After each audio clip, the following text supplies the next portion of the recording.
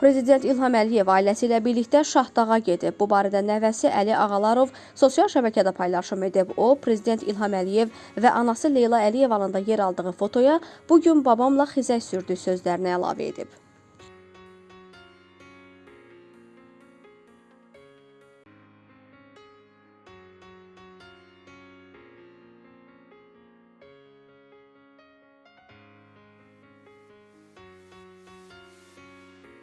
Müğənni Elnarə Xəlilova ailəsi ilə birgə fotosunu paylaşıb. Müğənni əri və övladlarının yer aldığı şəkli Instagram izləyiciləri ilə bölüşüb.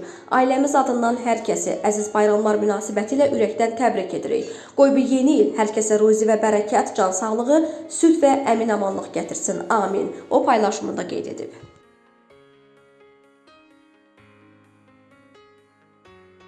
Mexanaçı Namiq Qaraçuxurlu 20 il əvvəl xalq artisti Aygün Kazımovanın onun klipində çəkilməsindən danışıb. İfaçı bu haqda Xəzər axşamı proqramında söz açıb. 2005-ci il idi. Həmin vaxtlar bir yerdə oxuyur, maraqlı işlər görürdük. Mənim üçün Aygün xanımın klipində çəkilməsi hədiyyə idi. Tarixdir, maraqlıdır. Ona bir daha təşəkkür edirəm deyə Namiq əlavə edib.